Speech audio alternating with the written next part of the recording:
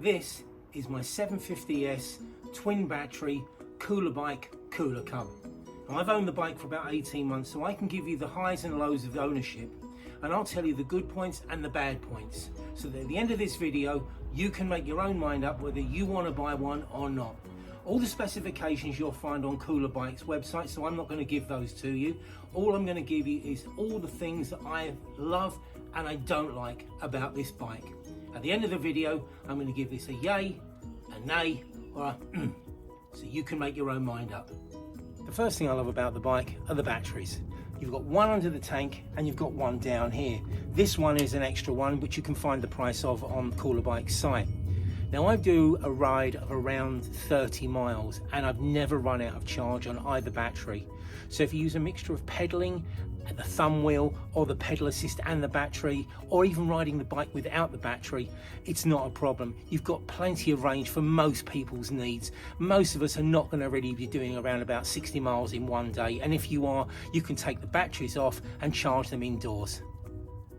The bike's got 7 gears, which is perfectly fine for when you're riding on the flat or when you're riding downhill. When you want a little bit of power, number 1 is the one that you would use when you first start off. It gives you that little bit of a kick and gets you going.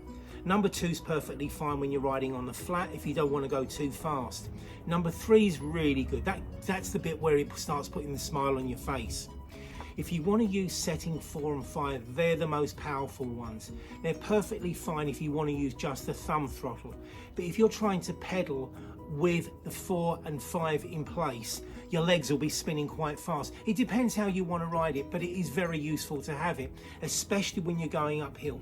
That's the one thing that 4 and 5 are really useful for. Now I've gone up quite steep inclines in certain roads and you do not feel the burn on your legs or your back. It really is like having somebody push you up the hill, no effort, and you're not out of puff at the end of it, and it's plenty of power to get you to your final destination.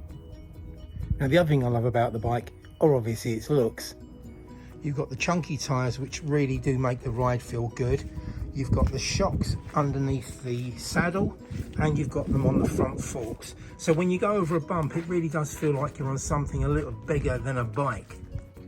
The thumb wheel works really well. It's like an electric car. As soon as you press that throttle down, you get instant power.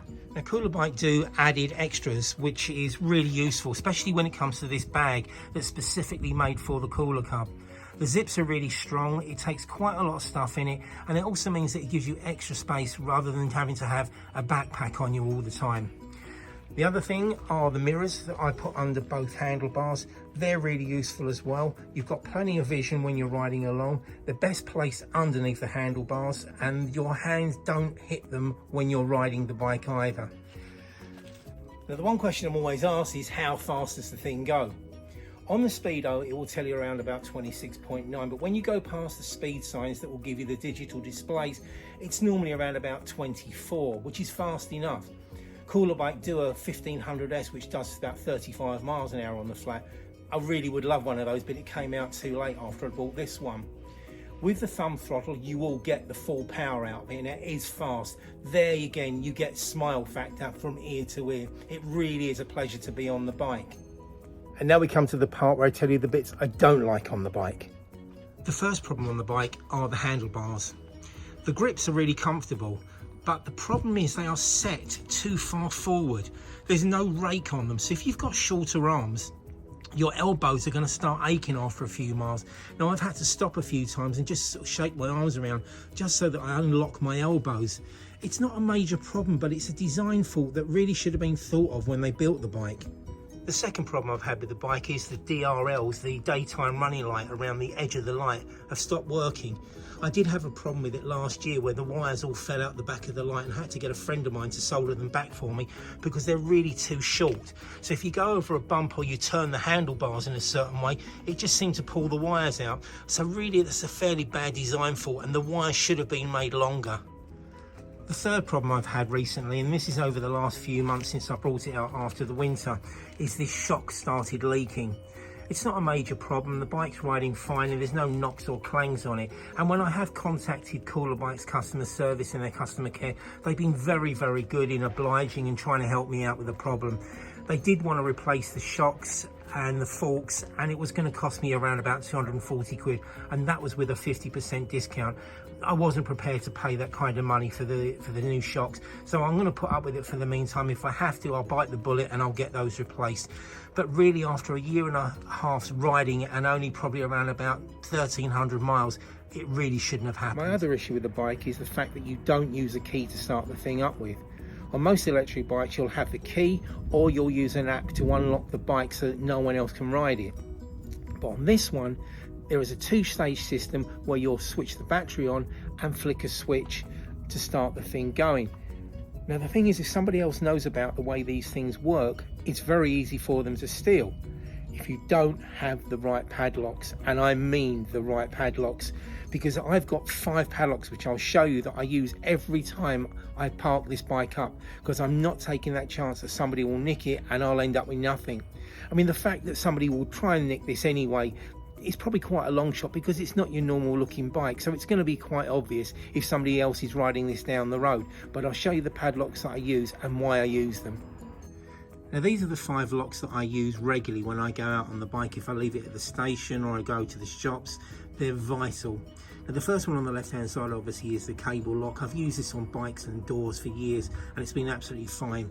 The other 2 D locks also, depending on where you park it, if you're next to a bike bar or next to a fence, then the shorter one has to sometimes go on the chain or on the cog where the pedals are. The pink one and the black one at the bottom are disc locks. They're brilliant, because even if you get past the other 3 locks, you've got to then get the wheels off or try and get these off the discs. The pink one's good because it's visible. The one on the left hand side, the black one, is a siren one. Now that's really good, because if you move the bike or put it on the front wheel and move it, it will give a warning alarm. If you try and move it again, the full siren goes off. Now that's going to bring attention to any idiot that tries to nick this bike. Now the other issue I have is with this. It's not the screen, but it's the trip meter. Now on a car you have a trip meter, you press the button, it zeroes it. But on this bike, it's a little bit more than that. It's a 7-stage process to reset the trip, because it doesn't reset after every trip that you've done. I don't understand why, but it's really a design fault. It's something that I did bring up with CoolerBike soon after I got the bike, to find out if there was a quick way of doing it, because you'll go through the menus on this, eventually get to probably number 5 menu before you have to go back. There's a Y and an N, so you'll click it for the Y to say yes, clears it. Then when you go out the next time, it's reset itself back to N, but it's a design fault on the screen itself and with the manufacturing. It's not a biggie, but it's still something that it really shouldn't take 7 steps to clear the trip meter. The final issue that I found with this bike, and it probably is quite a biggie, and I know this is with other riders as well, is this. This is your indicator switch for the rear indicators. Now the ones I've got at the front here are ones that I've put on myself, because stupidly they don't come on the bike like they do on the 1500S. I don't understand again why CoolerBike have put indicators on the back but not on the front, because it's a necessary thing when you're coming to a junction with cars in front of you.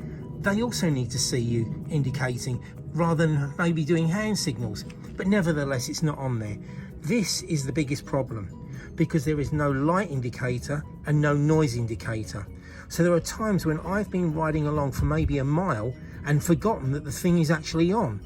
So if I switch this on, you see no sound. The lights are actually on, the indicators are actually working, they're fine, but there is no light or indication on here that the things are on. And I think that's pretty dangerous.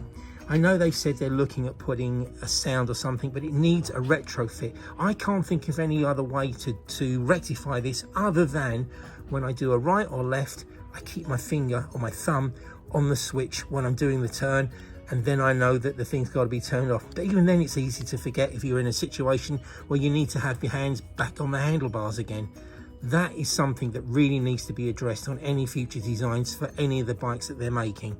With all the things added up, the good points and the bad points, would I recommend buying one of these or one of the other bikes in the range that CoolerBike make? So is it a yay, a nay, or a Well, based on my experience over the last 18 months, and for the joy and the ride and whatever I've got out of it, it's definitely a yay. It's just such a cool thing to be on, and it's just such a head turner. I must admit, the one thing that I haven't mentioned before as well that needs addressing is this saddle. It's not padded enough. It looks like it's padded and it's reasonable, but it could have had another ½ an inch of foam underneath it. It really would make the experience, the riding experience, that much better. But in saying that, it's no racing bike with a razor blade saddle. That it ain't. So in conclusion, if you've got the money and you love the looks of these bikes and you get great customer service from Paul and all at the Cooler Bike and CoolerKub, I've been very happy with them. I'd definitely say it's a double thumbs up. Enjoy your bike if you get one.